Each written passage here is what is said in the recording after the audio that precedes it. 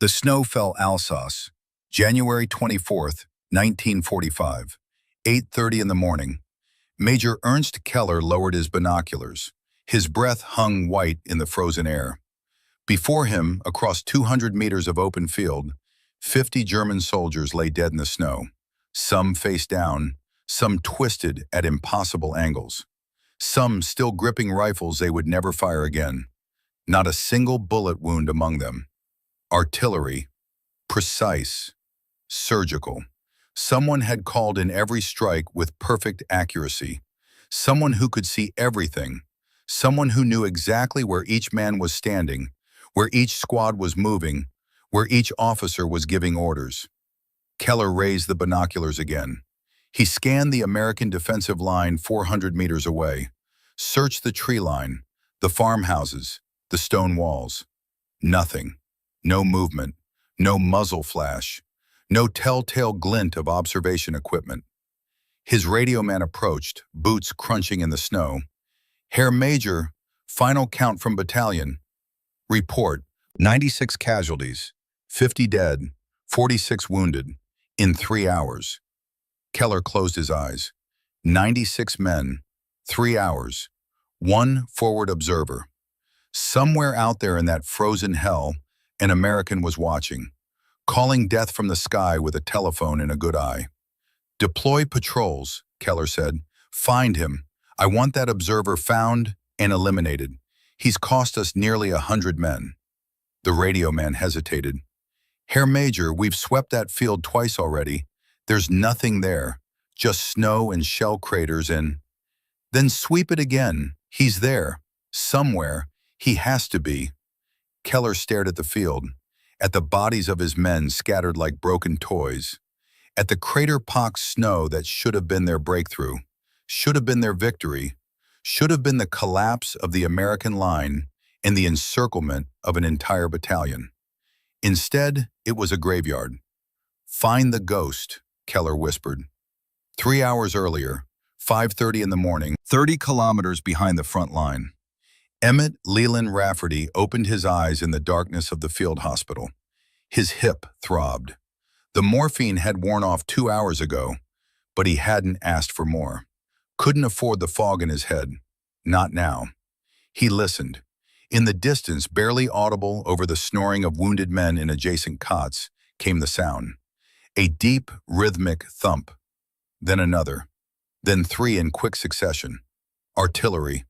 But not American 105s, not the familiar bark of friendly howitzers. This was different, heavier, Germanic. The distinctive crack of 88mm guns, flat trajectory, high velocity. The sound every infantryman learned to fear. Emmett sat up. Pain shot through his hip where shrapnel had torn through muscle 4 days ago. The doctor had been clear. 2 weeks minimum, no weight on that leg. Any movement risked tearing the stitches, risked infection, risked permanent damage. The artillery continued, getting closer. Not random harassment fire. This was concentrated. This was a barrage. This was preparation for an attack. His battalion, 3rd Battalion, 7th Infantry Regiment. They were getting hit. Emmett threw back the thin blanket and swung his legs off the cot. The floor was ice-cold concrete against his bare feet. His uniform hung on a chair beside the bed. Boots underneath. His gear bag slumped against the wall. He dressed in the dark. Every movement sent fresh agony through his hip. He bit down on his tongue, tasted copper, forced himself to keep moving. Shirt, trousers, belt, jacket, boots, left foot, left foot tighter, right foot looser, the way his father had taught him. Always tie the right boot looser when you've got a right side injury. Gives you room to move. The artillery barrage intensified. He counted the seconds between impacts. 4, 3, 2. They were walking the fire forward. Standard German tactic. Soften the defensive line, then send in the infantry. Then the tanks. His battalion had maybe 400 men, spread thin across 2 miles of frozen farmland.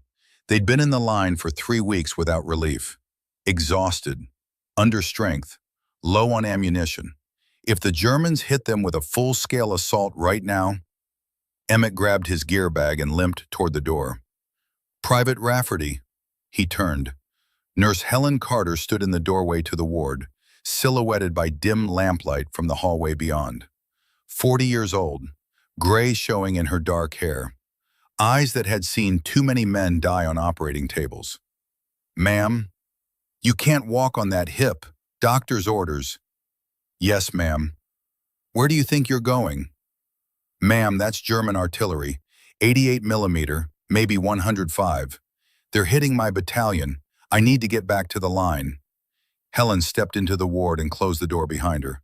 She moved close enough that he could see her face in the pre-dawn darkness, see the lines around her eyes, the set of her jaw. "My husband," she said quietly, "was in the 1st Battalion, Anzio, January of last year.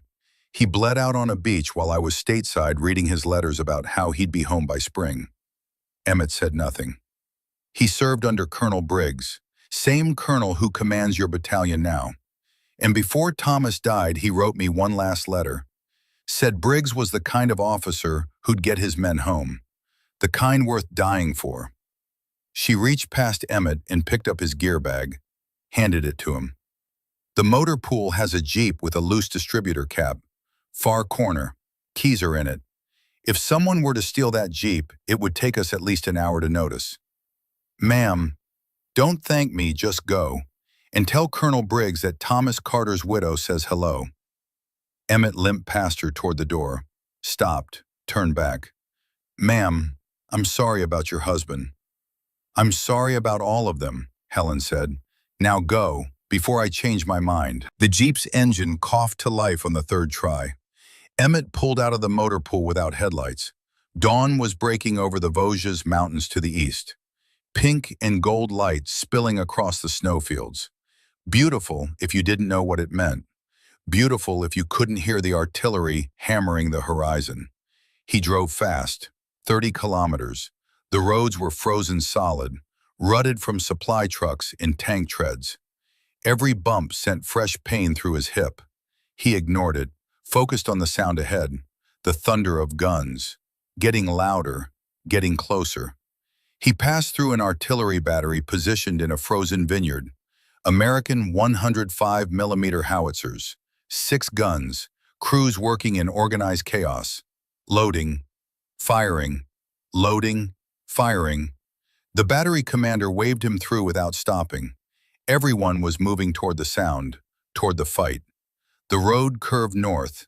Emmett followed it, past a burned-out farmhouse, past a shot-up German half-track, frozen soldiers still inside, past a grove of trees stripped bare by shellfire.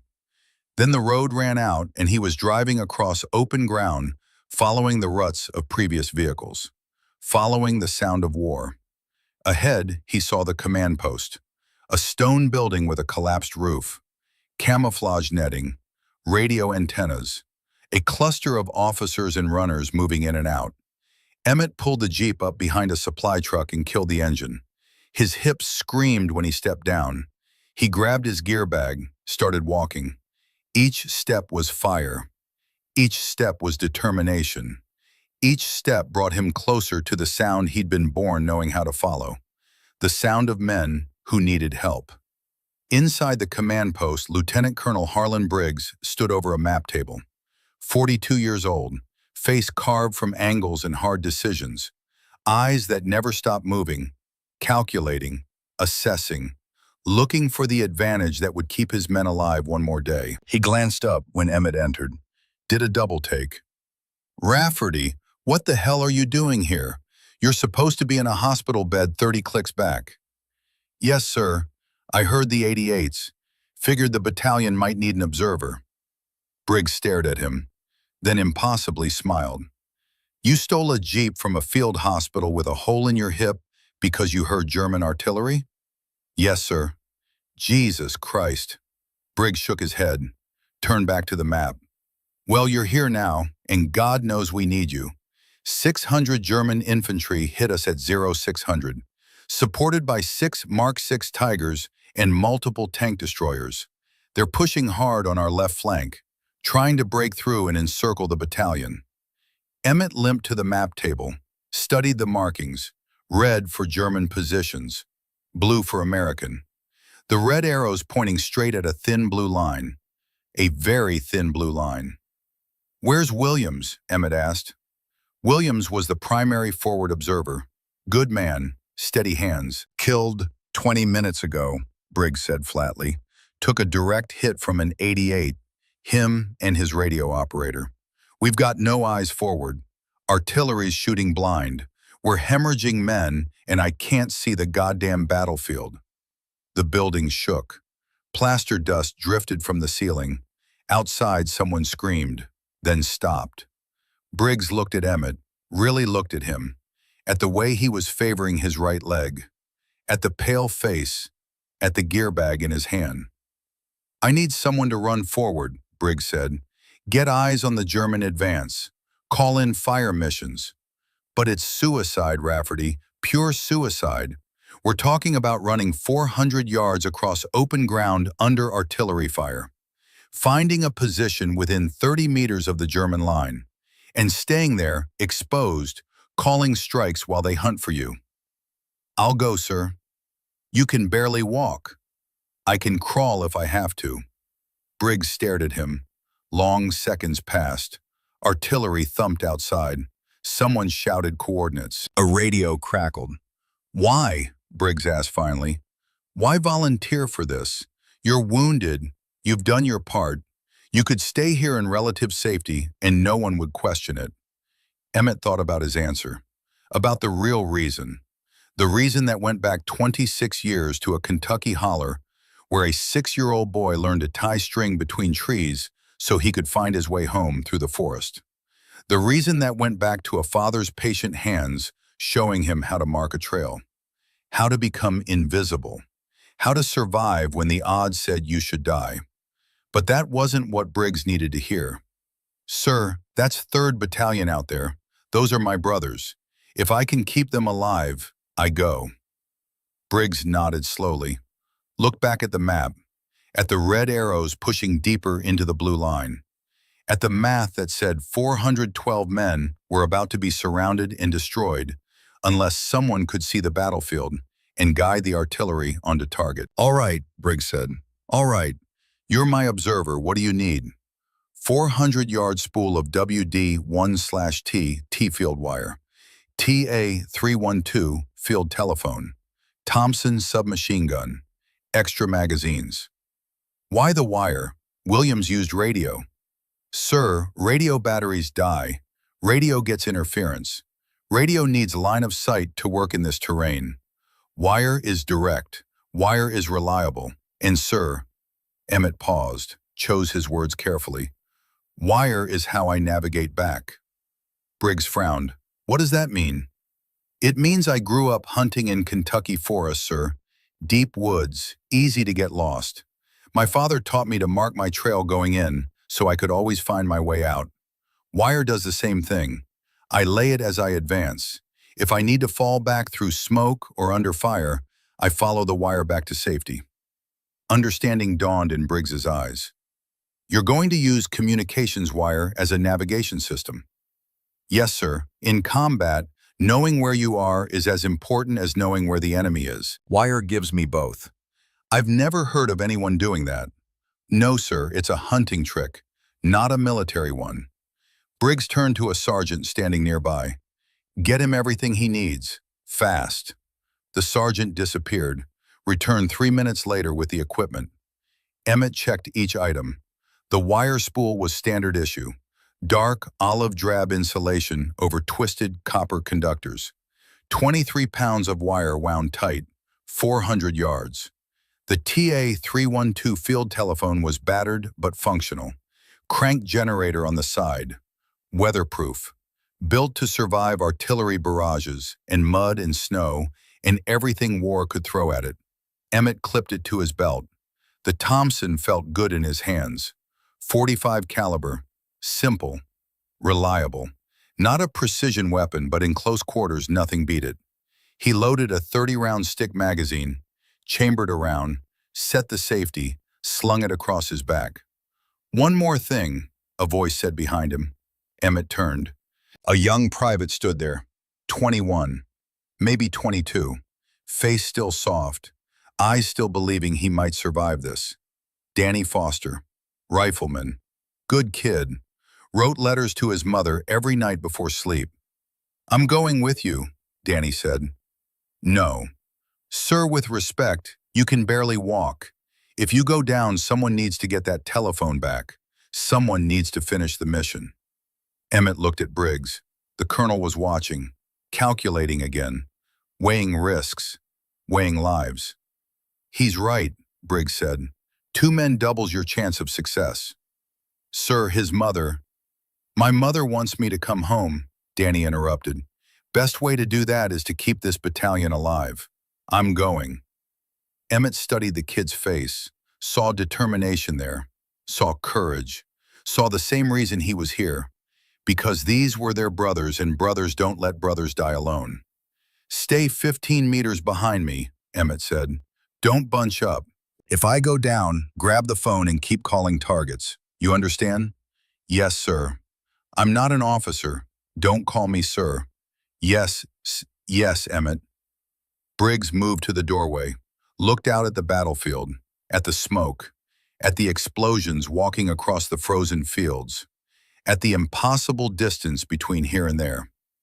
"Rafferty," he said quietly, "if you make it to that forward position and establish comms, you'll be 30 meters past our forward line. The Germans will be advancing from 400 yards out. When they close to within 100 yards of our positions, that's 70 yards from you. Close enough that our artillery becomes danger close. Do you understand what that means?" "Yes, sir." "It means if the Germans push past you, you're dead. If they spot you, you're dead. If they overrun the line, you're dead, and I won't be able to help you." "I understand, sir."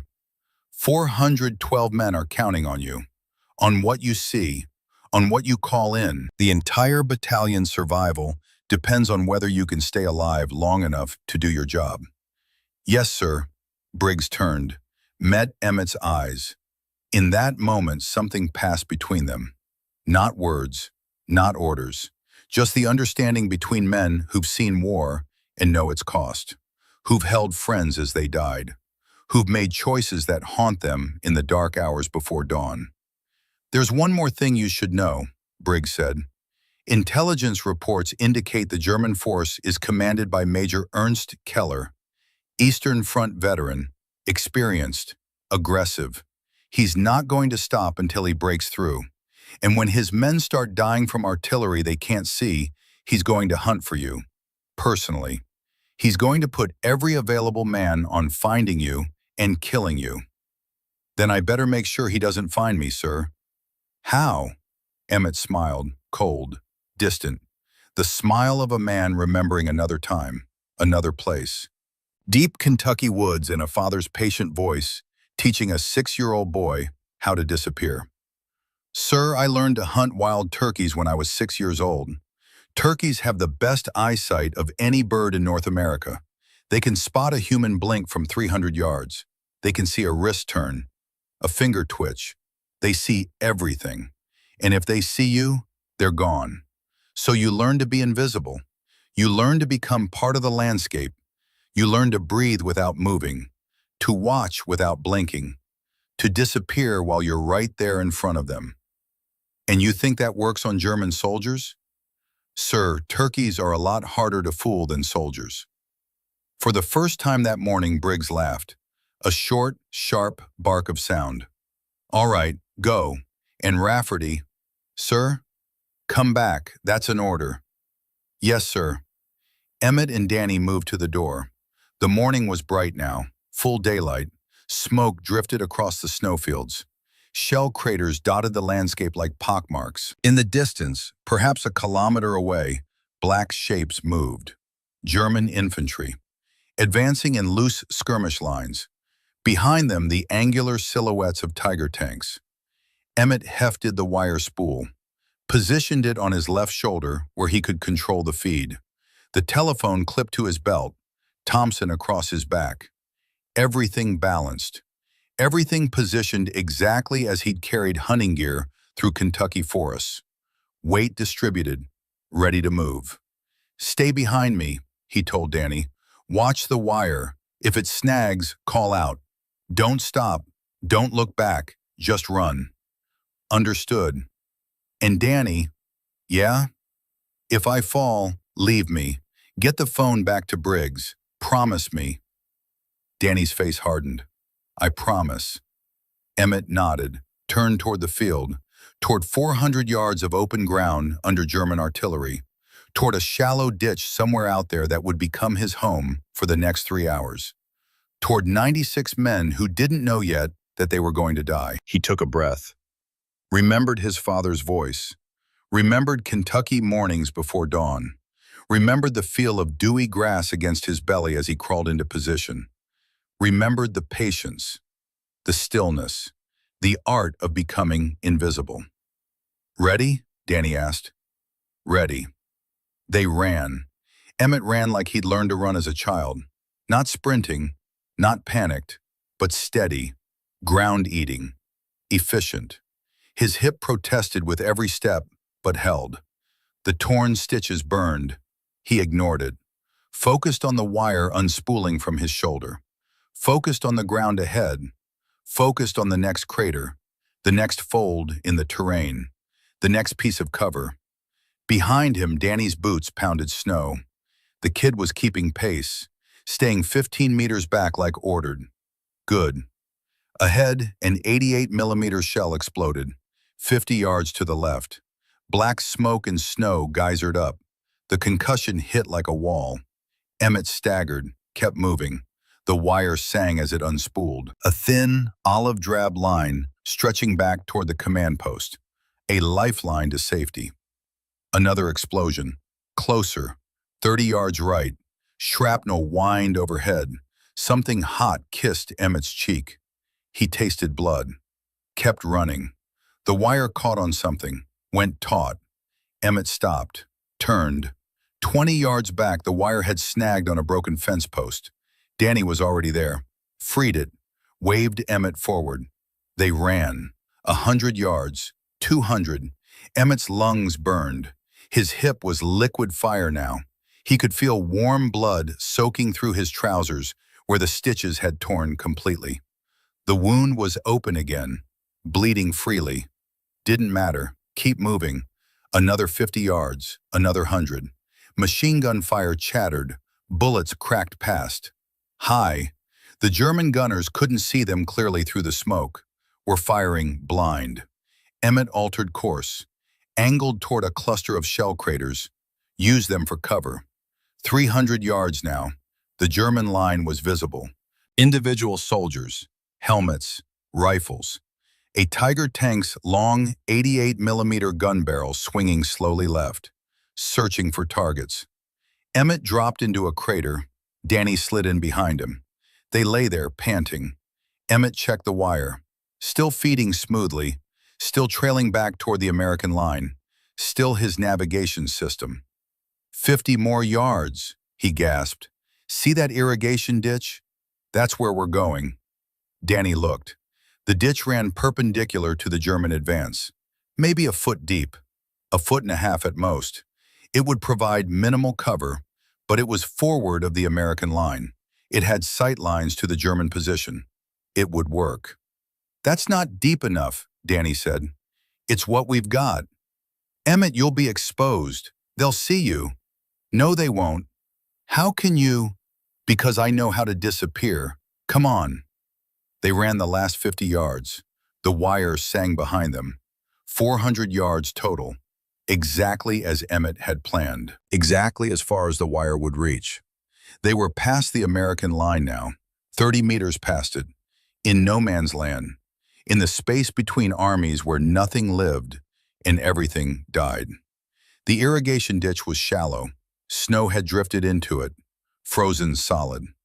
Emmett kicked the snow loose, cleared a space just wide enough for his body, lay down. The ditch was 12 inches deep. He was 5'5" and weighed 120 pounds. When he lay flat, his back was still exposed above the ditch line. His head, his shoulders, Anyone looking directly at him would see. But that's not how you hid. You didn't hide by being invisible. You hid by being uninteresting, by being another lump of snow, another shadow, another piece of frozen earth that the eye passed over without thinking. Jesus, Danny breathed. Emmett, they're going to see you. No, they'll look at me and see snow. Get to that ditch 15 meters back, deeper one. Get down and don't move. But that's an order, Private. Go. Danny went, disappeared into a slightly deeper ditch to the east. Emmett was alone. He unclipped the TA312 telephone, connected the wire leads, cranked the generator. The phone crackled to life. Command, this is Ghost. Do you read? Static. Then Briggs's voice, clear, strong. Ghost, this is Command. Read you 5 by 5. What's your position? 400 yards forward of the CP, 30 meters past the forward line. I have eyes on the German advance, ready to call fire missions. A pause, then. Ghost, confirm position. You're 30 meters past our line? Confirmed. I'm in no man's land. I have clear sight lines, minimal cover, but I can see everything from here. Ghost, you understand that puts you 70 yards closer to the enemy than our defensive positions. I understand, sir. That's why you need to listen carefully to my fire missions. I'm going to walk you onto targets, starting with the Tiger tanks. Stand by.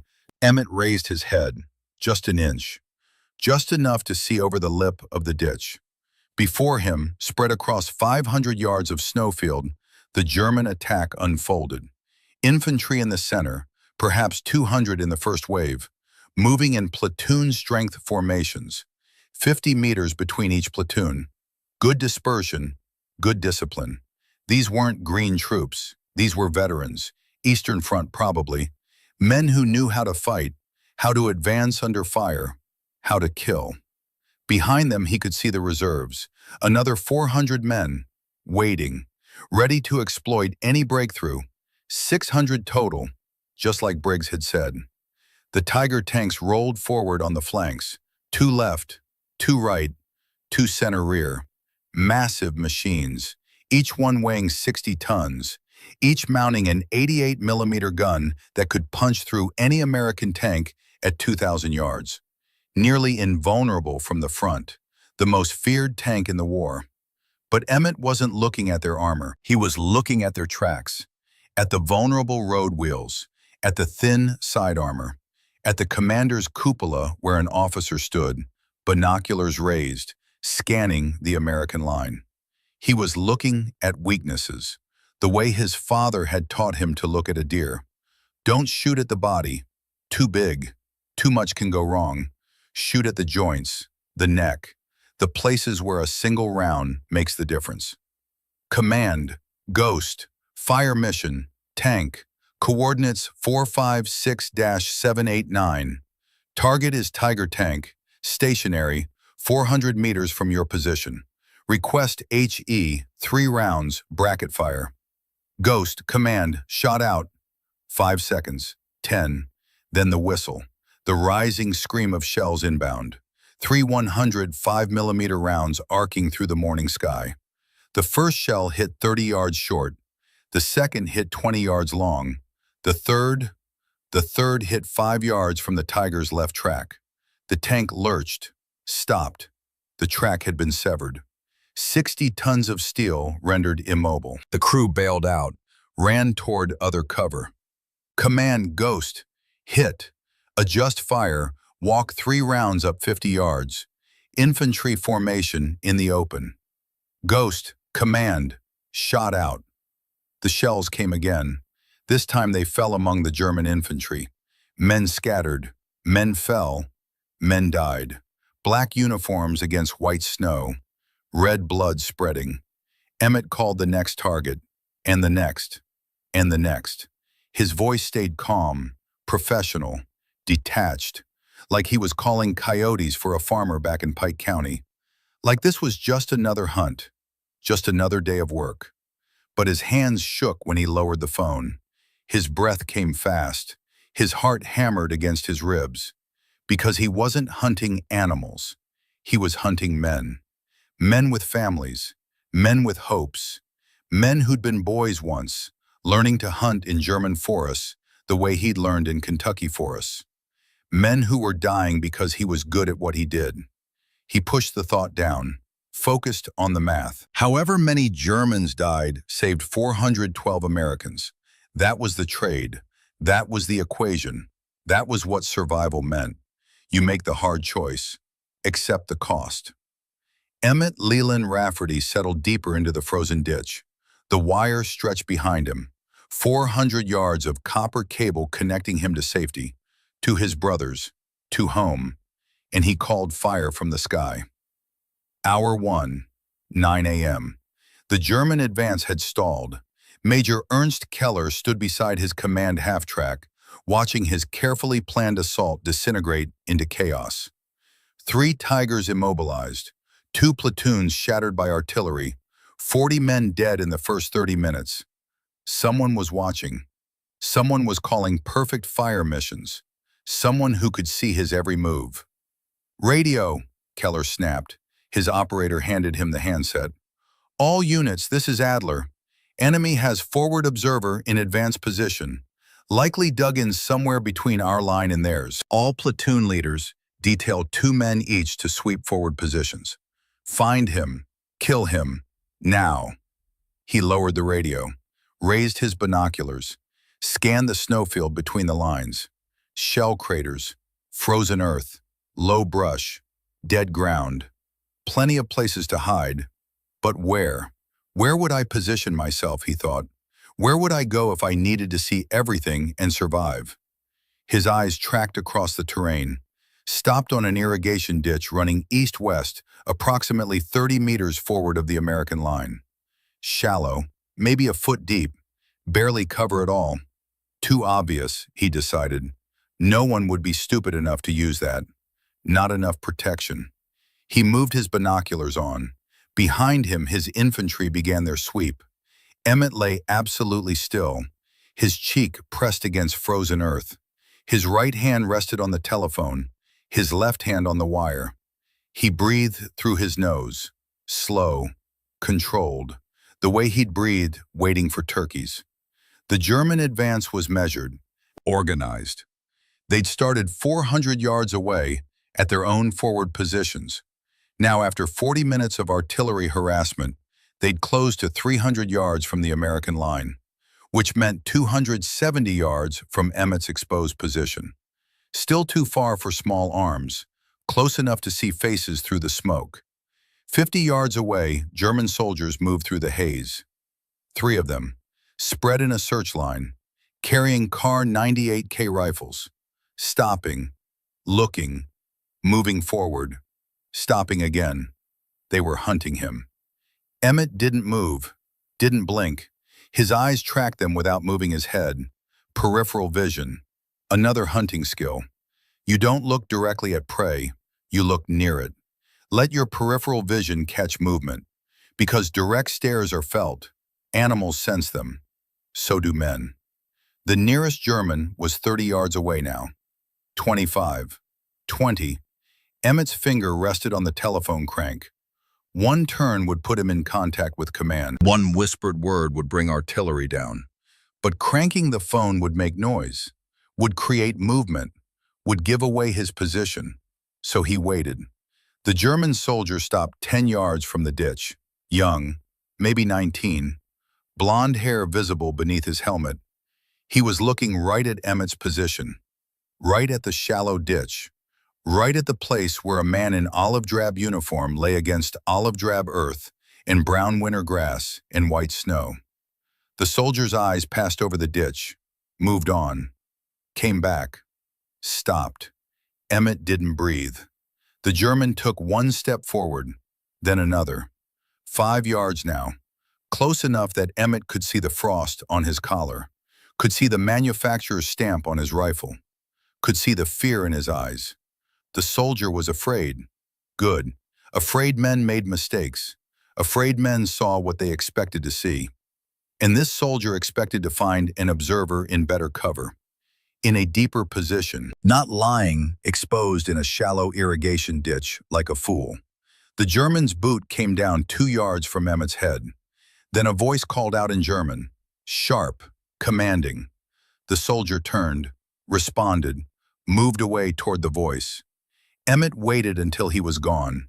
Then slowly, carefully, he cranked the telephone. Once, twice. "Command, Ghost," he whispered. "Ghost, command, go ahead. They're sweeping for me. 3-man teams. I count 6 teams visible. Request fire mission on my position, minus 30 meters west. HE and smoke mix. Create obscuration." "Ghost, that's danger close to your position." "I know. Fire for effect." Shot out. The shells came 30 seconds later, high explosive and white phosphorus smoke. The HE rounds detonated in airbursts, scattering shrapnel across the search teams.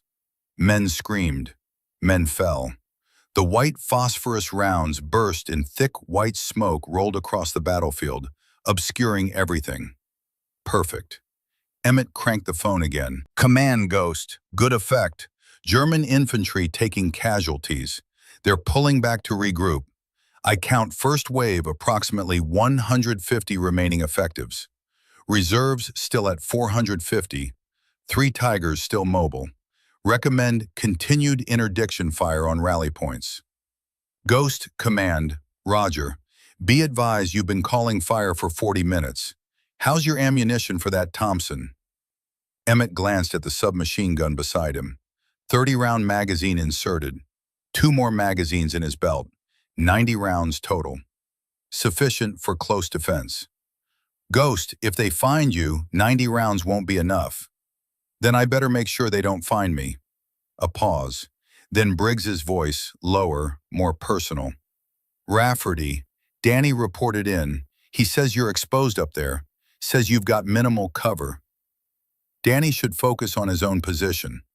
"Rafferty, sir, with respect, I knew what I was signing up for. I'm fine. Now, if you don't mind, I've got Germans to kill." Emmett disconnected before Briggs could respond. He didn't need concern right now. Didn't need someone reminding him that he was lying in a 12-inch ditch with 600 German soldiers trying to find him. He knew. His body knew. Every nerve screamed at him to run, to get out, to follow the wire back to safety. But the battalion depended on him staying exactly where he was, so he stayed.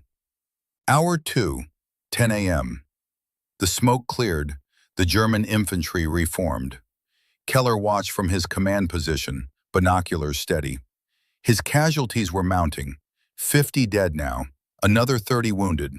The Americans were paying for every meter in blood, but they were still advancing, slowly, carefully, using the smoke and terrain, moving in short rushes from cover to cover, the way good infantry moved, the way men who wanted to live moved.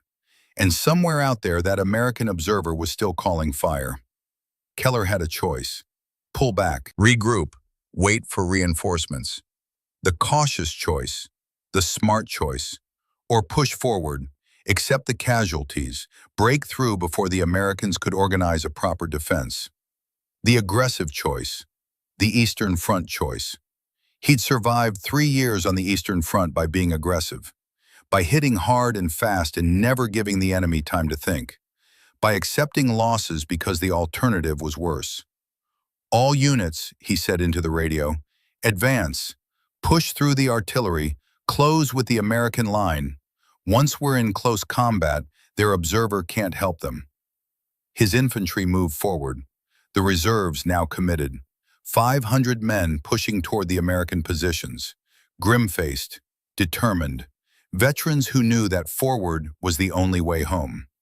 Emmett watched them come, measured their advance, counted the seconds it would take them to reach various waypoints, the fence line, the burned farmhouse, the cluster of shell craters 100 meters from his position.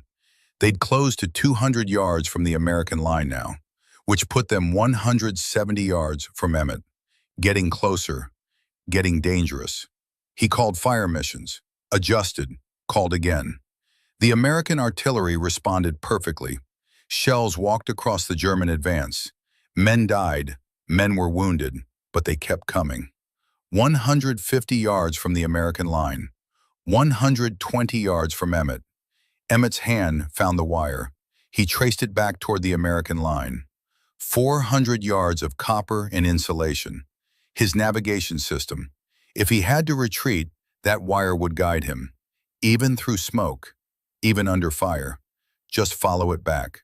But not yet. Not while he could still see, still call fire, still stop the advance. 100 yards from the American line. 70 yards from Emmett. The telephone rang. Not the crank, an actual incoming call. Emmett picked up. "Ghost, this is Danny." The kid's voice was tight, scared. "Emmett, they're too close. You need to pull back." "Negative, I still have sight lines." "They're going to find you."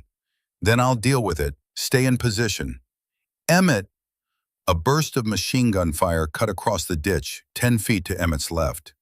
Bullets cracked overhead, threw up snow and frozen earth. Someone had spotted something. Not him, not yet, but close. "Danny, stay down. Don't move.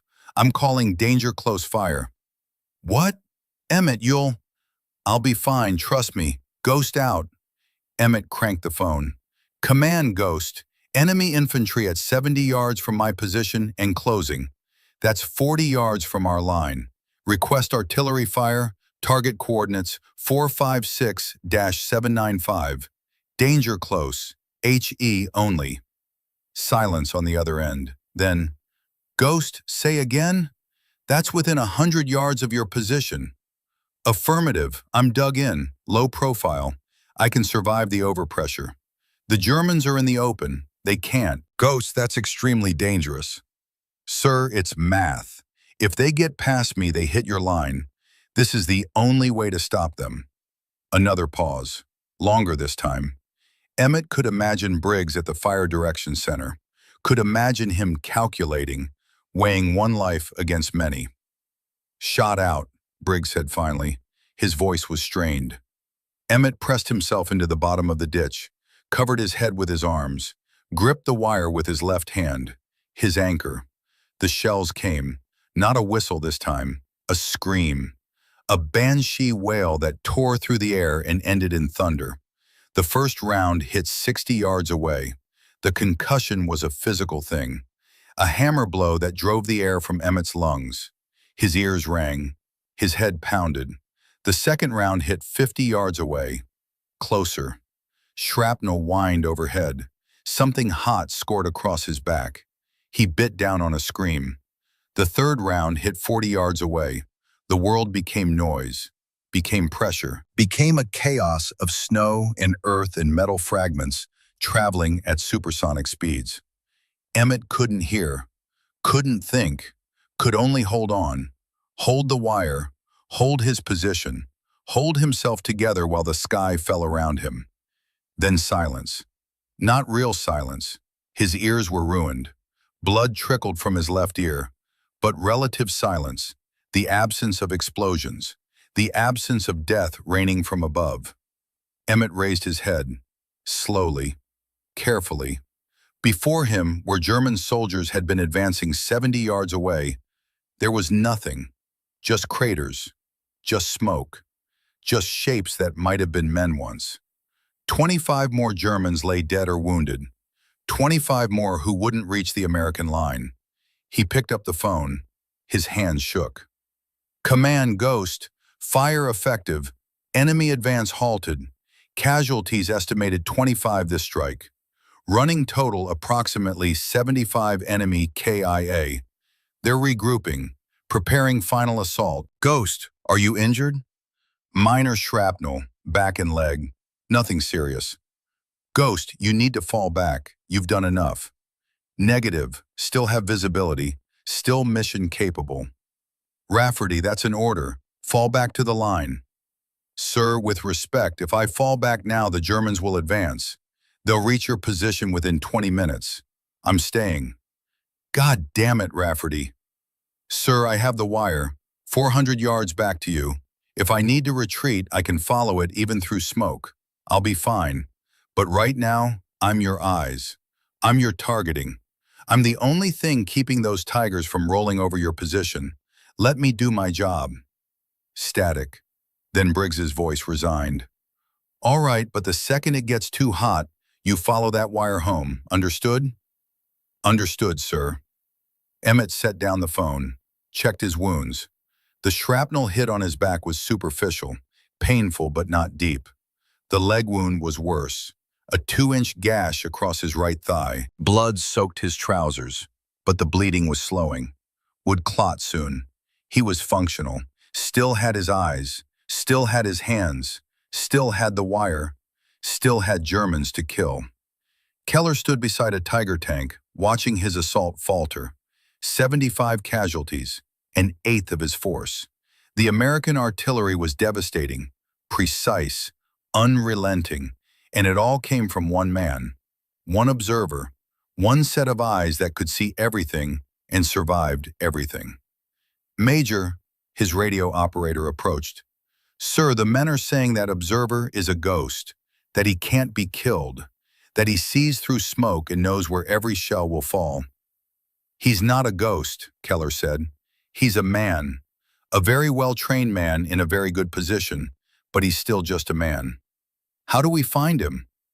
Keller looked at the battlefield, at the smoke, at the craters, at the impossible geometry of death that the American had drawn across his advance. Then his eyes fell on something, a thin line, dark against white snow, running from the American position forward into no man's land. Telephone wire. "There," Keller said, pointing. "Do you see it? The wire." His operator squinted. "I see it, sir." That's how he's communicating. Radio would be too unreliable in this terrain. Too much interference from the artillery, so he's using landline. And that wire leads directly to him. "So we follow the wire?" "No, we cut it, send a team, cut the wire, then he's blind and deaf. Then we advance and kill him." "Yes, sir." 3 soldiers moved forward through the smoke, low, fast, heading toward the wire that stretched across no man's land like a thin thread of hope. Emmett saw them coming, 3 Germans, moving with purpose, heading directly toward his wire. They'd figured it out. Smart. Keller was smart. Eastern Front commander for certain. Someone who understood modern warfare. Someone who knew that communications were as important as bullets. The Germans reached the wire, 50 yards from Emmett's position. One of them knelt, pulled out wire cutters, positioned the blades around the wire. Emmett cranked the telephone. "Command, Ghost. Enemy attempting to cut my communications wire. Coordinates 456-791. 3-man team. Request immediate fire mission." "Ghost, command. Shot out." The shells came. 2 105mm rounds, high explosive. They detonated in airbursts directly above the 3 Germans. All 3 went down, didn't get up. But the wire was damaged. A piece of shrapnel had severed it 20 yards from Emmett's position. His lifeline, his navigation system. Cut. Emmett grabbed the wire ends, pulled them toward him. His hands worked automatically, the way they'd worked 1,000 times on snare lines in Kentucky when rabbits had torn them loose. Strip the insulation with his knife, twist the copper conductors together, tight, secure, wrap with friction tape from his pack. 30 seconds. The wire was repaired. His hands were shaking. Not from fear, from the realization of how close he'd come to being stranded. Cut off. Lost in no man's land with no way to navigate back through the smoke and chaos. He cranked the phone. "Command, Ghost. Wire repaired, still operational." "Ghost, understood.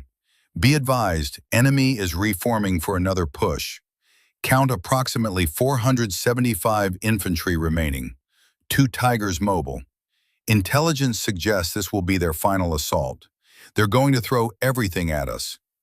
475 men, coming right at him, and he was lying in a 12-inch ditch with 90 rounds of .45 caliber ammunition and nowhere to run. Emmett looked at the wire, at the thin line stretching back towards safety. 400 yards. He could run it in 3 minutes if he had to, could follow it through smoke and chaos and artillery fire, could make it back. But if he ran, the Germans would advance, would hit the American line before artillery could stop them, would break through, would surround the battalion. His brothers would die. He looked at his hands, at the blood on them, German blood mixed with his own, at the telephone, at the wire, at the tools that made him dangerous, made him deadly, made him the difference between survival and annihilation. His father's voice echoed in his memory from a Kentucky morning 20 years ago, from a forest clearing where a 6-year-old boy held a dead rabbit and cried because killing hurt, even when it was necessary. "Son," his father had said, "when you hunt, you do it clean. You do it quick. You don't make them suffer. And you don't ever forget that what you kill had a life, had a family, had a right to live. But sometimes you got to choose. Your family eats or that rabbit lives. And when it's your family, you make the hard choice. You make the choice that keeps your people alive, and you carry the weight of it after. That's what being a man means." Emmett picked up the telephone. "Command, Ghost. I'm staying. I need you to listen carefully to what I'm about to say. The Germans are going to push hard in the next assault. They're going to get close, very close, maybe close enough that normal fire missions won't work." "Ghost, what are you saying?" "I'm saying there might come a point where the only way to stop them is to call fire directly on my position. Not 50 yards away, not 20 yards, right on top of me. And I need you to be prepared to do that." "Ghost, negative. Absolutely not. I won't authorize." "Sir, it's not your decision. It's mine. I'm the one in this ditch. I'm the one who can see what's coming. And I'm telling you right now, if it comes to it, if it's the only way to stop them, I'm going to call fire on myself. And you're going to execute that fire mission. Because that's the job. That's what forward observers do. We call the fire even when it means we might die. Especially then, because our lives don't matter as much as the mission." Silence on the phone. Long seconds. Then Briggs's voice, broken. "Rafferty, I can't ask you to do that." "You're not asking, sir. I'm volunteering. Just promise me something." "What?" "Promise me you'll follow through.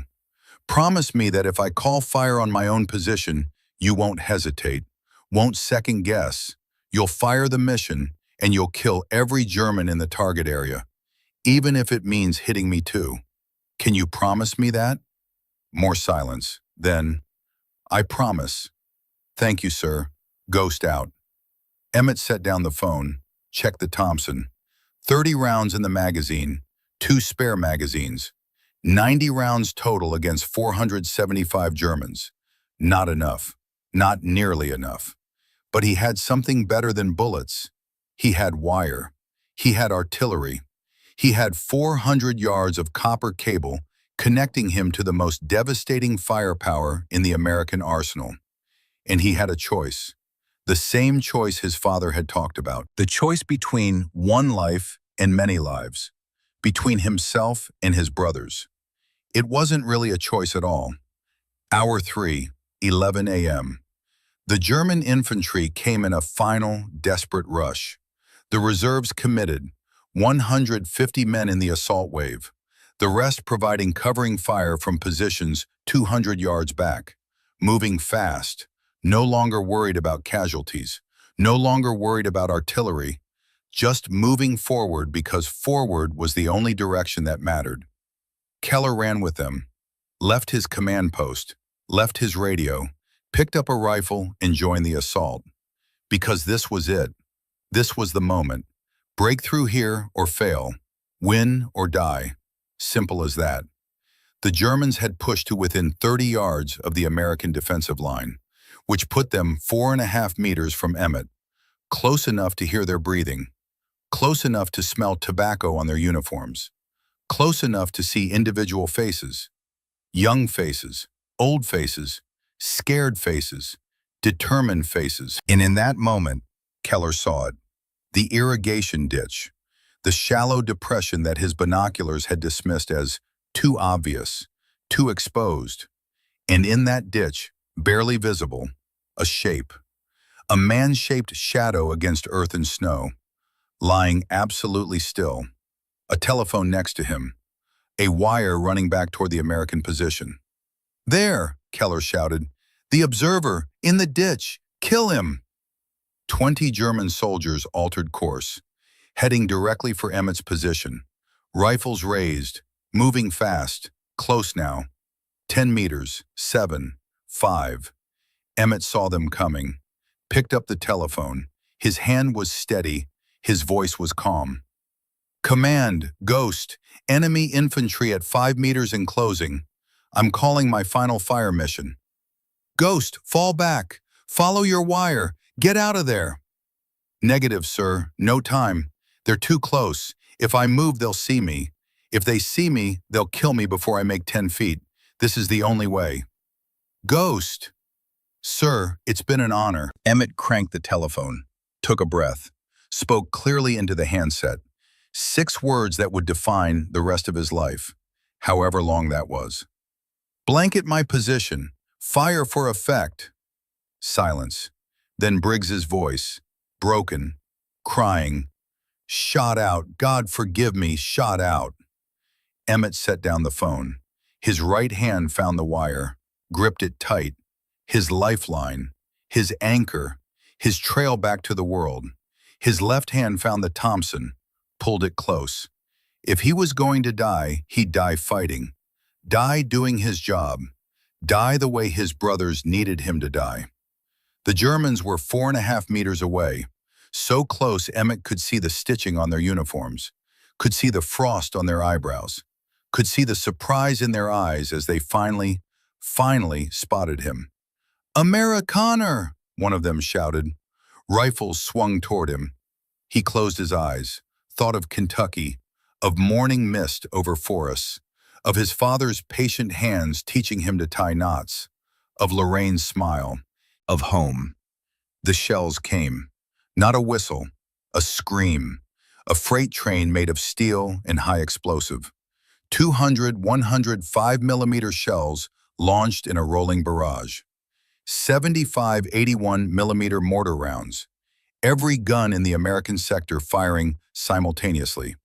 All aimed at a single point. Grid coordinates 456-789. Emmett Leland Rafferty's position. The world ended. Fire, pressure, noise beyond hearing. The air itself tearing apart. The earth rising up. The sky falling down. Everything mixing. Everything shattering. Emmett pressed himself into the bottom of the ditch. Held the wire like a drowning man holds a rope. Felt the explosions walk across his position. Over him. Around him. Felt shrapnel sing overhead, felt the ground shake, felt his body compress under impossible overpressure. The ditch saved him. The shallow 12-inch depression that should have been no protection at all. The shells detonated above him, in the air, on the surface. The shrapnel passed over. The blast waves compressed him, but didn't crush him. The fire burned around him, but not through him. And in the chaos, as shells exploded within meters of his position, Emmett did something impossible. He moved. Still gripping the wire with his left hand, he used the smoke and fire and confusion to crawl. 5 meters, 7 meters, 10 meters, following the wire backward, using it as his guide, using the explosions as cover, using the skills his father had taught him about moving unseen through chaos. By the time the barrage ended, he was 15 meters from his original position, in a deeper crater, still exposed, still in danger, but alive. 10 seconds that lasted forever. Then silence. The silence was absolute, not true silence. Emmett's ears were destroyed. Blood ran from both of them now. The world was muffled, distant, like being underwater, like being buried alive, like being dead, except his heart still beat and his lungs still pulled air. And somewhere in the ringing emptiness, His brain still insisted he was alive. He didn't move for 30 seconds. Couldn't move. His body was lead. His limbs were concrete. Shock, maybe, or the body's last desperate attempt to protect itself by shutting down everything that wasn't essential to staying alive. His right hand still gripped the wire, tight enough to hurt, tight enough that the copper had cut through his glove and into his palm. Blood mixed with earth. His blood. German blood. American blood. All the same color when it soaked into snow. Slowly, carefully, Emmett opened his eyes. Smoke. Thick, gray smoke that tasted of cordite and burned earth and things that had been men. He couldn't see 5 feet, couldn't see anything except the wire in his hand and the bottom of the crater and his own breath rising white in the frozen air.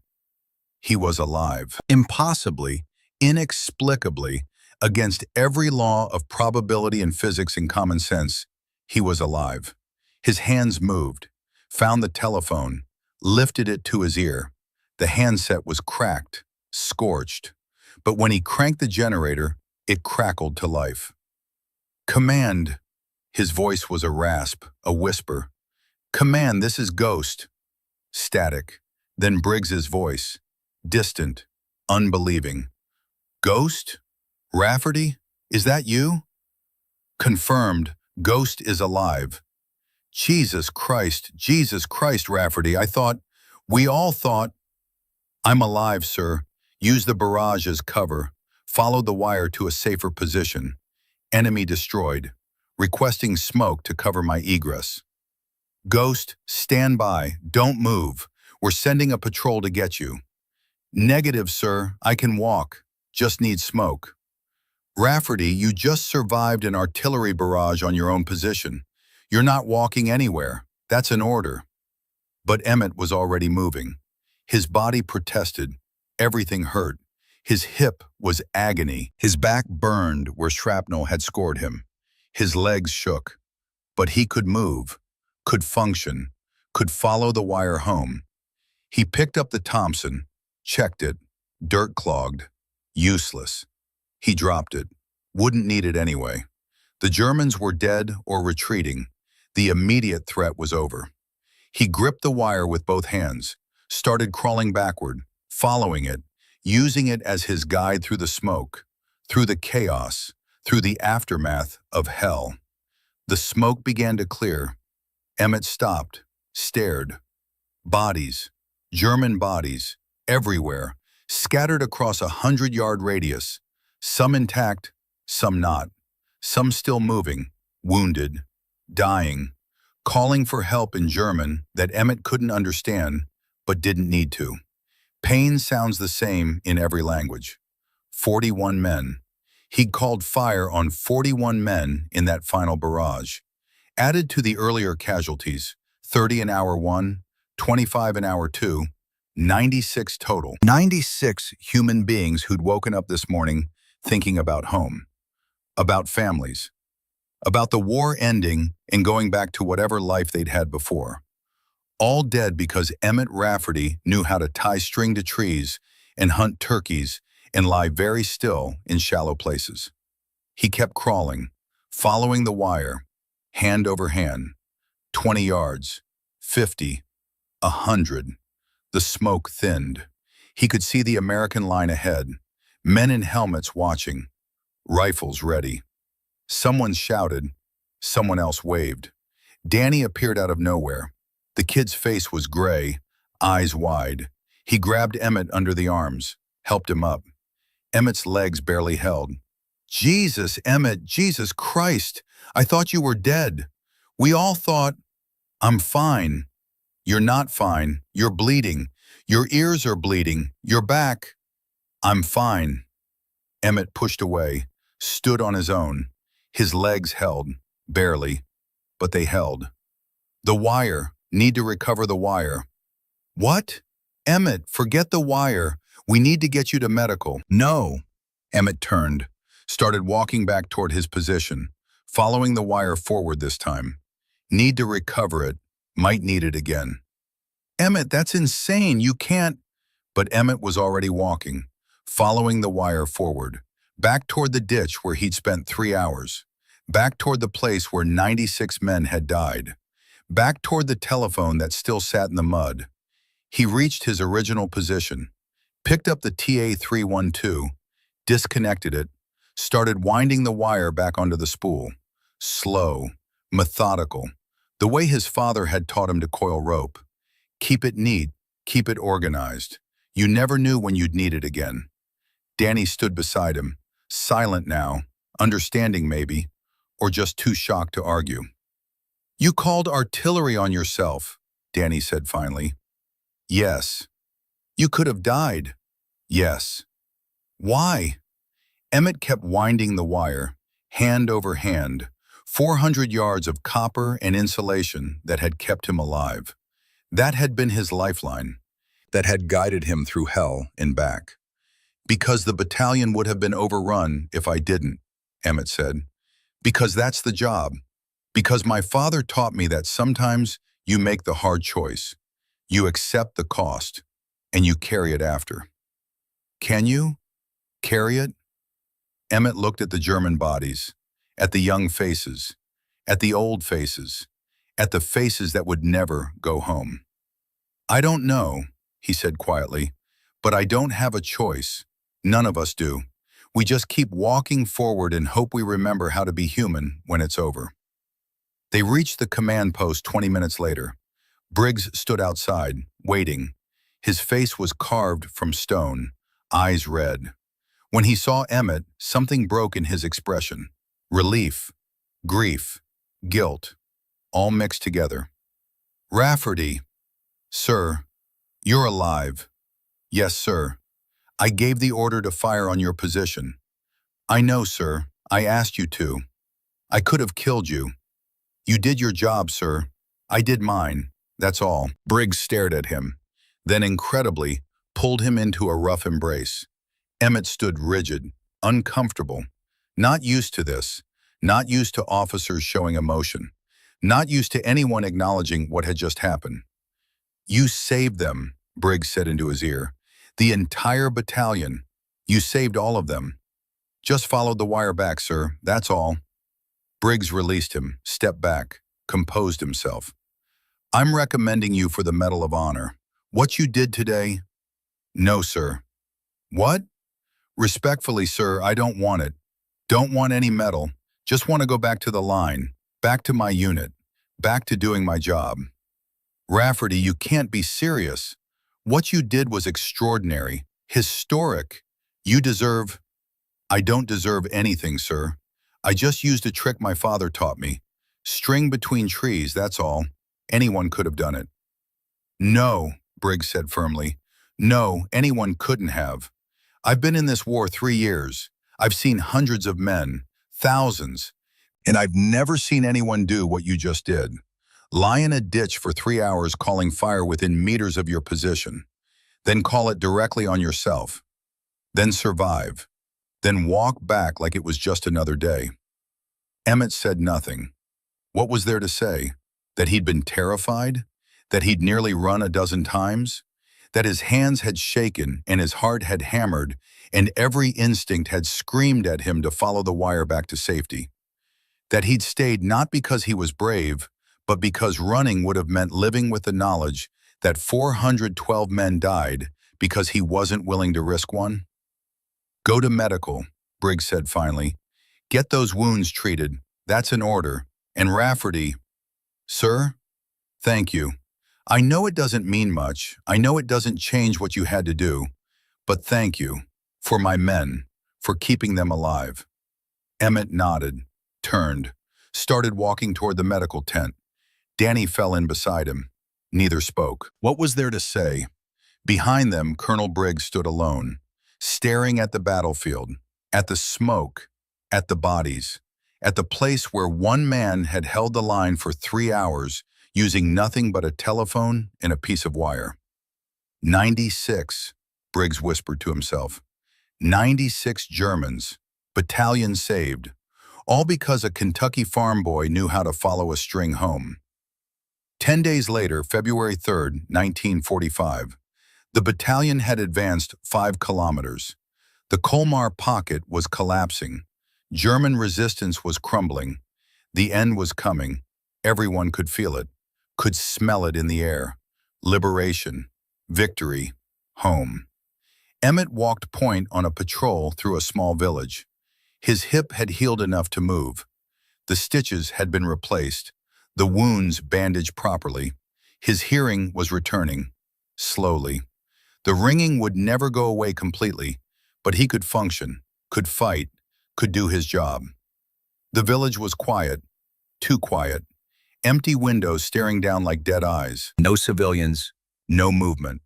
Just silence in snow, in the feeling of being watched. Emmett raised his fist. The patrol stopped. He listened. There, a sound, metal on metal, coming from the church ahead, 50 yards. He gestured. 2 men left, 2 right. Himself and Danny straight up the middle. Basic squad tactics, envelop and clear. They moved, silent, efficient. Reached the church. Emmett tested the door, unlocked. He pushed it open, stepped inside. Darkness, cold air, the smell of old stone and older prayers. And movement. There, in the shadows near the altar. "Come out," Emmett said in English. Then, haltingly, in the German he'd learned from prisoners, "Kommen Sie heraus, Hände hoch." A figure emerged, tall, gray uniform, officer's insignia, hands raised, moving slowly, carefully. Major Ernst Keller. The 2 men stared at each other. Predator and prey, hunter and hunted. The observer and the commander. The man who had called death from the sky and the man who had sent 96 men into it. "You," Keller said in accented English, "you are the observer." "Yes." "I thought so. I saw you. Through binoculars, after the barrage, following your wire back. Very clever. The wire as navigation system. I should have thought of it. You tried to cut it." "Yes, my mistake. I underestimated American ingenuity." Keller smiled, bitter, tired. 96 men. That was you? Emmett said nothing. Didn't owe this man explanations. Didn't owe him understanding. Keller studied him, then nodded once. 96-1. You were efficient, American. Respect. "Take him away," Emmett told Danny. Danny moved forward with flex cuffs, secured Keller's hands, led him toward the door. Keller paused at the threshold, looked back at Emmett. "You will go home after this war, yes? Back to America, back to whatever life you had before." Emmett said nothing. "You will try to forget," Keller continued quietly. "Try to become normal again. But you won't. Because men like us, men who make the impossible choices, we carry it forever. The faces, the numbers. Remember that, American. Remember that surviving is sometimes harder than dying." Danny pulled him away. The rest of the patrol followed. Emmett stood alone in the church, in the cold stone silence, in the space between killing and living, between war and peace, between the man he'd been and the man he was becoming. He pulled out the wire spool, the same one he'd used on January 24th, 400 yards of copper cable that had saved his life. He'd carried it every day since, kept it in his pack, his talisman, his reminder. He wound the wire around his hand, unwound it, wound it again, an unconscious gesture, a habit forming, the beginning of a ritual that would define the rest of his life. February 3rd, 1945, Emmett Rafferty led an urban assault, killed 12 Germans in close combat, captured 75 prisoners, earned his 4th Silver Star. The citation would say he displayed extraordinary heroism and tactical brilliance.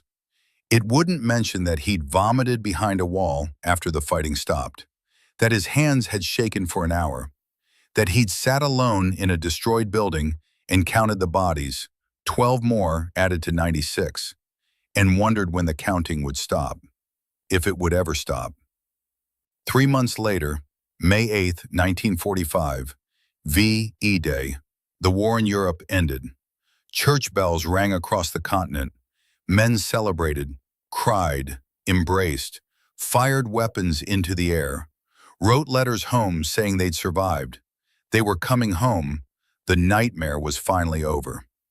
Emmett sat alone on a hillside overlooking the Rhine, watching the sun set over Germany, watching darkness fall on a continent that had been at war for 6 years, watching an era end. In his hands, the wire spool. He wound the wire around his fingers, unwound it, wound it again. The copper was stained now, dirt and blood and the residue of 3 months of combat. But it still worked, still held, still could guide a man through chaos if he knew how to follow it. Danny found him there an hour later, sat down beside him. Neither spoke for a long time. "It's over," Danny said finally. "Yes." "We won." "Yes." "We're going home." "Yes."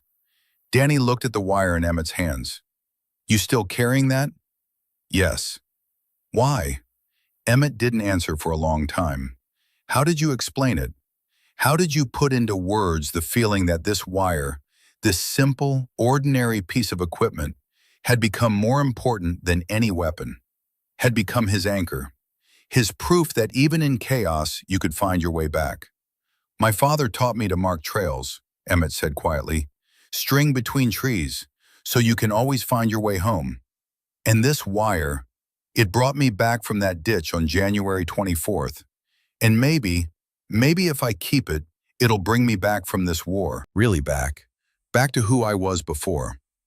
"Do you think that's possible, going back?" "No, but I'm going to try anyway." They sat in silence, watching darkness fall, watching the war end, watching their youth disappear into the smoke of burning Europe. 96, Danny said, plus the 12 on February 3rd, plus all the others these 3 months. "How many do you think, total?" Emmett had counted.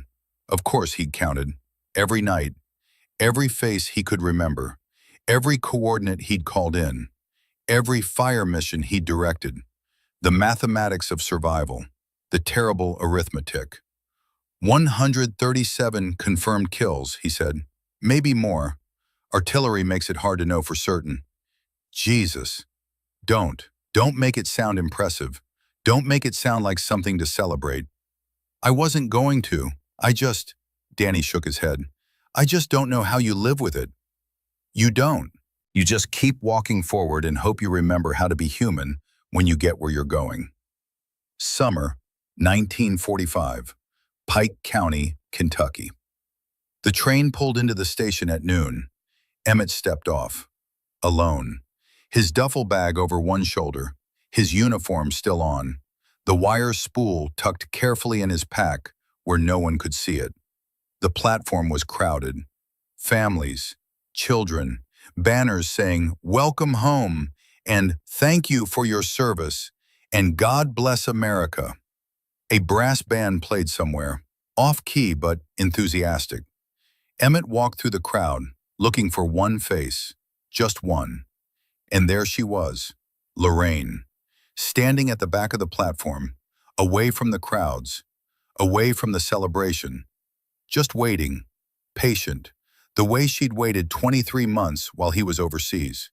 She was 23 now, still beautiful, but different somehow, older, wiser. The war had aged everyone, even the ones who stayed home.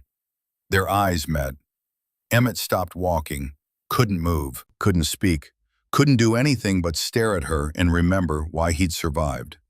Why he'd crawled through artillery barrages and called fire on his own position and killed 137 men to get back to this moment, to this woman, to home. Lorraine walked toward him, slow, careful, like approaching something wild that might bolt. She stopped 3 feet away, studied his face, saw the changes, the lines around his eyes, the gray in his hair that hadn't been there before, the distance in his gaze. "Emmett, Laura, you came home. I promised I would. A lot of men made promises. I keep mine." She moved closer, close enough to touch. Her hand reached up, touched his face, his jaw, his cheek, feeling the realness of him, confirming he was actually there, actually alive, actually home. "I got your letters," she said. "Every one. But they stopped telling me anything after the first few months. You stopped telling me what you were doing, what you were seeing. You just wrote about weather and food and how much you missed home. I didn't want to tell you the rest." "Why not?" "Because then you'd know. You'd know what I'd become, what I'd done. And I needed to believe that there was still something good in the world, something pure, something that war hadn't touched. And that was you." Tears welled in her eyes. "Oh, Emmett, don't. Please don't cry for me. I'm not worth it. You came home. That makes you worth everything." He pulled her close, held her, buried his face in her hair, and for the first time in 23 months, Emmett Rafferty allowed himself to cry, to shake, to feel the weight of everything he'd been holding in, everything he'd been hiding, everything he'd done to get back to this moment. Lorraine held him, said nothing, just held him while he broke. Behind them, the brass band played. Children waved flags. People celebrated. The war was over. The boys were home. Everything could go back to normal now, except nothing would ever be normal again. 1 year later, June 1946, Pike County. Emmett and Lorraine were married in a small church. 20 people in attendance. No military uniforms, no medals, no mention of war, just a simple ceremony, a simple exchange of vows, a simple beginning to whatever came next. That night, their wedding night, Lorraine woke to find Emmett gone from bed. She found him on the porch, 3 in the morning, smoking a cigarette, staring at nothing. "Another nightmare?" she asked. "Yes." "The same one?" "Always the same one." She sat beside him, took his hand. "Tell me." "You don't want to hear it." "I do. I want to know. I want to understand." Emmett was quiet for a long time. Then, "I'm in the ditch, January 24th, and the Germans are coming, and I call the artillery, and the shells fall, and men die. But in the dream I can see their faces, all 96 of them, young, old, scared, brave, human, and they're looking at me, asking me why. Why did I kill them? Why did they have to die? And I don't have an answer. Because the only answer is mathematics. The battalion for 96 Germans. And that's not really an answer at all. But you saved our men." "I know. And if I had to do it again, I would. Same choice, same result. That's what makes it a nightmare. Not that I did it, but that I do it again. That I'm capable of it. Of calling fire on men. On killing. On being good at killing. That's what haunts me. Not what I did. What I am." Lorraine squeezed his hand. "You're a man who made impossible choices in impossible circumstances. You're a man who did what needed to be done to save his brothers. That doesn't make you a killer. It makes you a survivor." "Same thing sometimes." "No, it's not. A killer enjoys it. You carry it. That's the difference." They sat in silence, in the dark, in the space between then and now, between war and peace, between the man he'd been and the man he was trying to become. "I bought something today," Emmett said. 36 acres. Good land. Needs work. But it's ours. If you want it." "Of course I want it. I'm going to plant tobacco, maybe some corn, build a life, a normal life, try to move forward. We'll do it together." Emmett pulled the wire spool from his pocket, the same one from January 24th.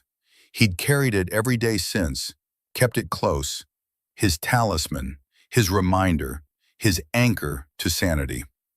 "I want to do something," he said, "every year, on January 24th.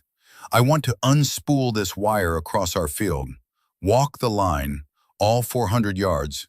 Remember." "Remember what?" "That I followed it back once, that it brought me home to you, That even in the worst moments, there's always a trail back if you just know what to follow. Lorraine nodded, understanding maybe, or just accepting.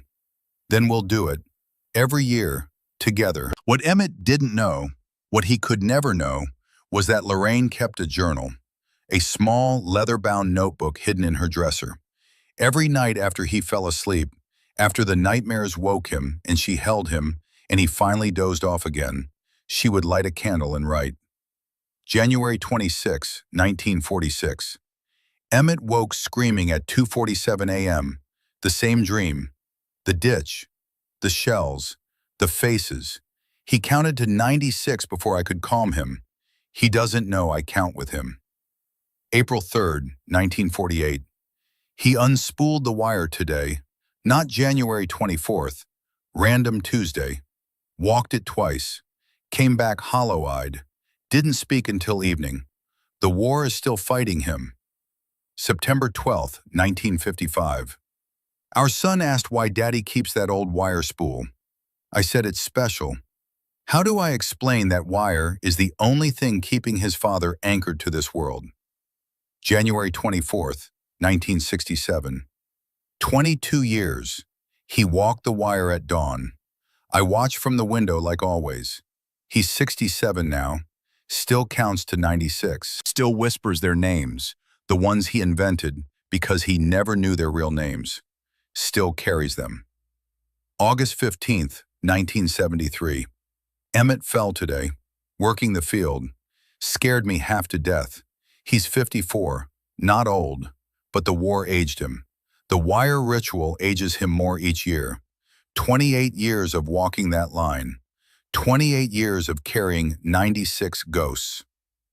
January 24th, 1985. 40 years. He can barely walk the wire anymore. Arthritis. Bad hip. The old wound from 1945. But he does it anyway. Every step is pain. Every step is penance. I want to tell him to stop, that he's paid enough. But I know he never will. January 24th, 1990. 45 years. I walked with him today. First time. He didn't ask me to. I just did. He cried. We both did. All 400 yards. Together. Counting to 96. Both of us. December 3rd, 1997. Doctor says Emmett's kidneys are failing. Diabetes getting worse. He won't last another year. Tonight he asked me, will you walk the wire for me? After, will you remember them? I said yes, I'll remember. I've been remembering with you for 52 years. 52 years of nights. 52 years of nightmares documented. 52 years of proof that Emmett Leland Rafferty never stopped fighting January 24th, 1945. She never told him about the journal, never showed him the pages, because he needed to believe she didn't see his pain, needed to believe he was hiding it successfully, needed to believe he was protecting her from what he'd become. And she loved him enough to let him believe it. January 24th, 1998. Pike County, Kentucky. Emmett Rafferty lay in a hospital bed, 79 years old, kidney failure, diabetes, the body finally giving out after 8 decades of hard use, hard living, hard remembering. Lorraine sat beside him, 76 now, gray hair, weathered hands, eyes that had watched a good man carry an impossible weight for 52 years and had never once complained about bearing half of it. What day is it? Emmett whispered. January 24th. 53 years. Yes. Did we walk the line this year? No, love. You've been here for 3 days. Too sick to go home. Emmett's hand moved weakly toward his bedside table. Searching. Lorraine knew what he wanted. She pulled out the wire spool. The same one, copper tarnished now. Insulation cracked.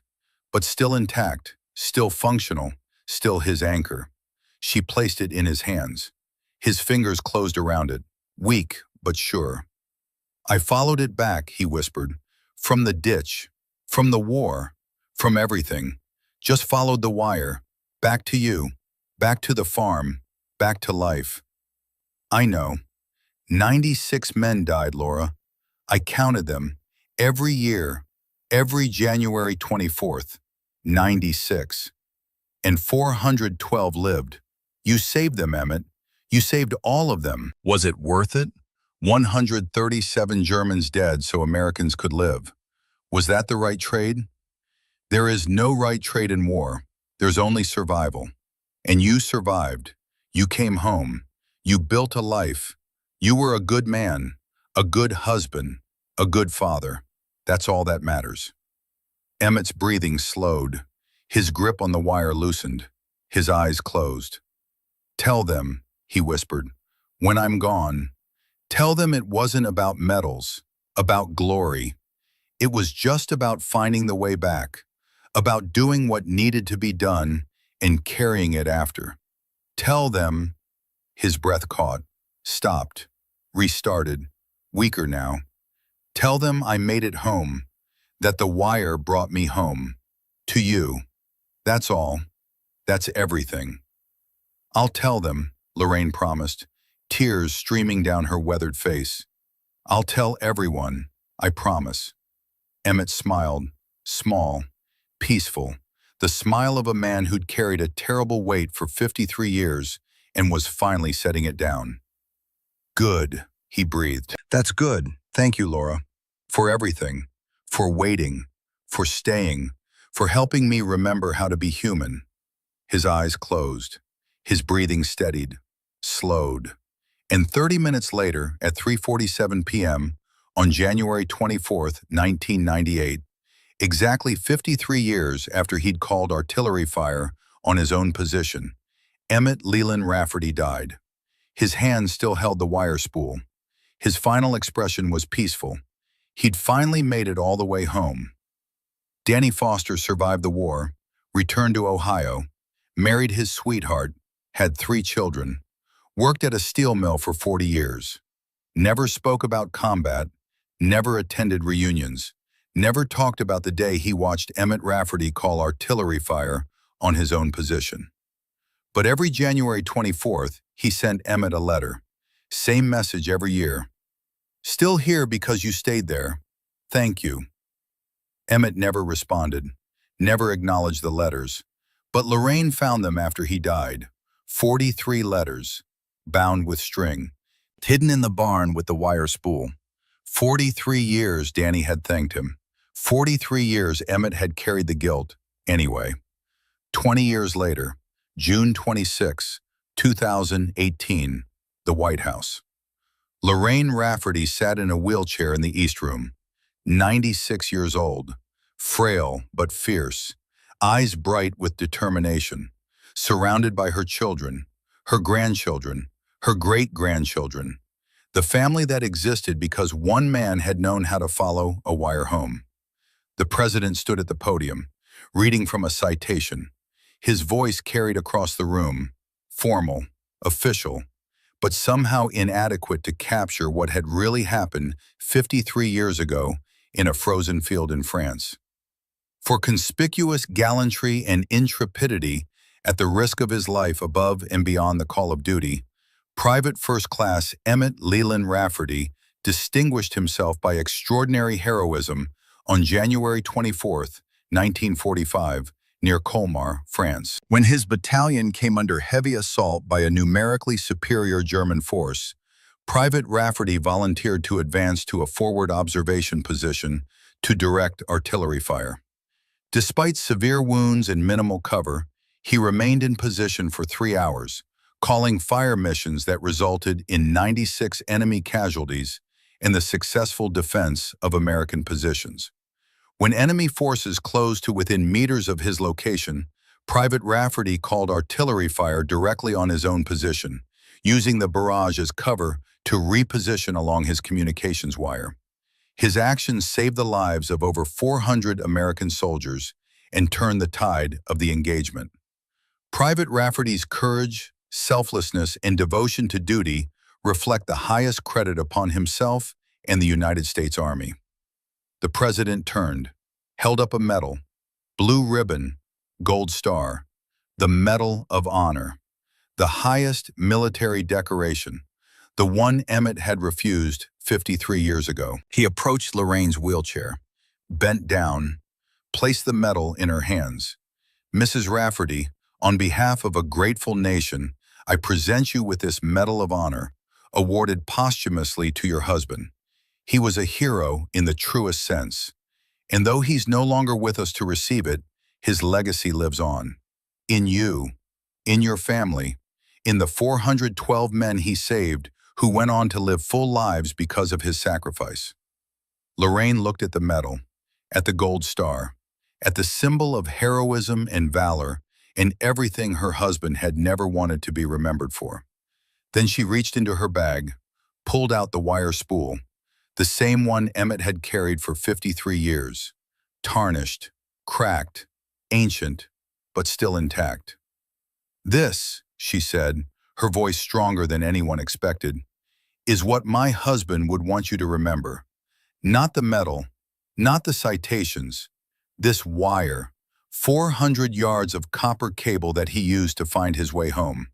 From war, from death, from everything that tried to destroy him.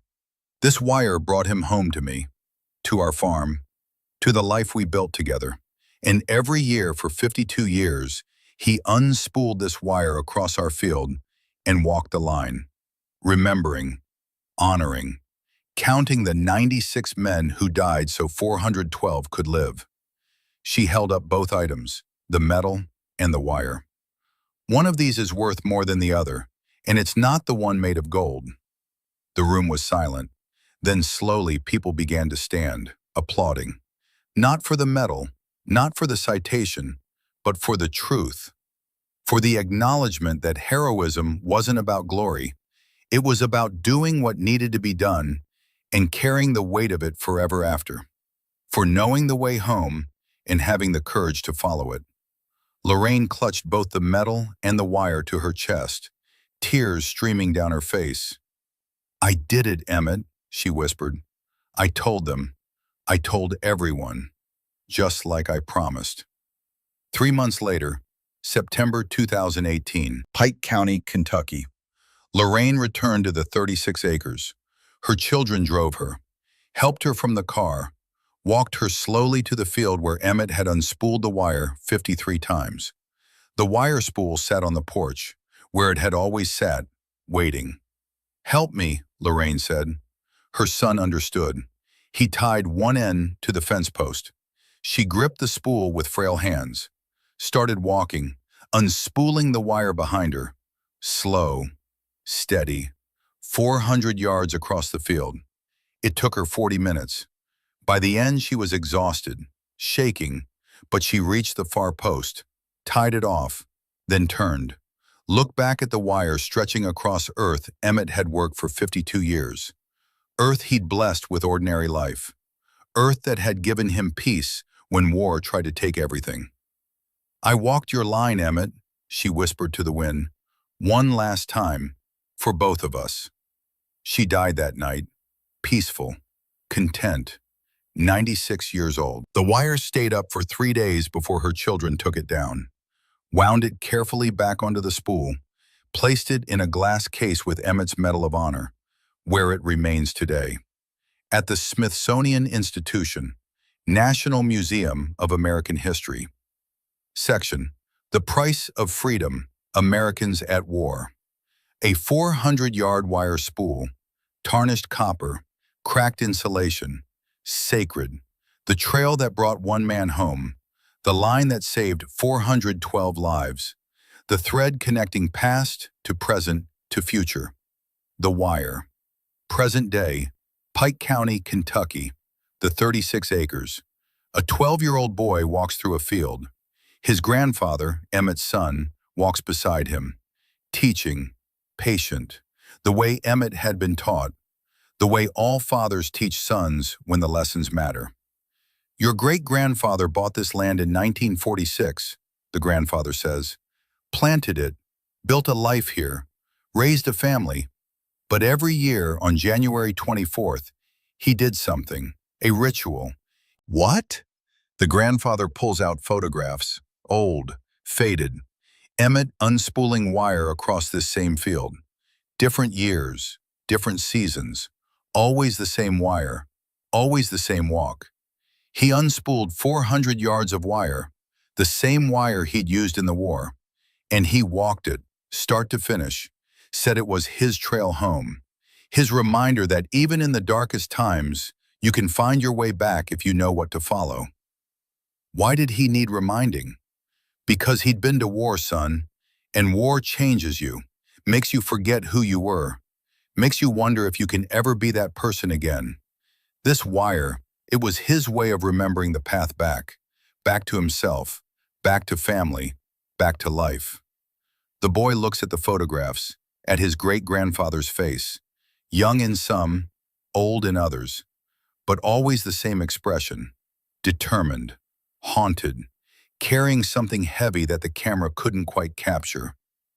Did he make it back? Really? His grandfather smiles, sad but proud. He tried. Every day for 53 years he tried. And you know what? That's all any of us can do.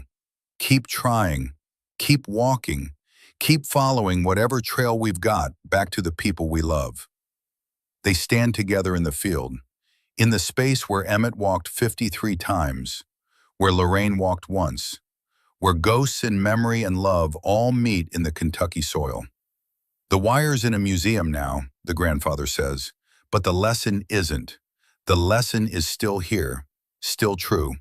There's always a way home, always a way back.